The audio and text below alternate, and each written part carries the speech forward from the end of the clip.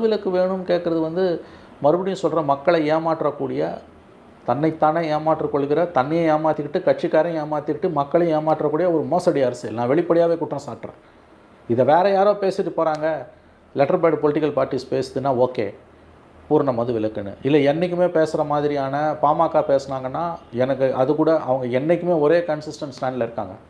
நான் பாமகவை letter bad பார்ட்டின்னு கண்டிப்பாக சொல்லலை, அவங்களுக்கு 5% ஓட்டு இருக்குது. ஆனால் அவங்களுக்கு ஒரு கன்சிஸ்டன்ட் ஸ்டாண்ட் இருக்குது. அதில் திரும்ப ஏன் இந்த ஸ்டாண்ட் எடுக்கிறாரு? பாமக ஸ்டாண்டே தப்பு. பூரண மது விலக்கு என்பது அமல்படுத்தப்பட்டால் வாரத்துக்கு 3 நாளாவது கள்ளக்குறிச்சி இன்சிடென்ட் தமிழ்நாட்டில் ஏதாவது ஒரு பகுதியில் நடந்துக்கிட்டே இருக்கும்.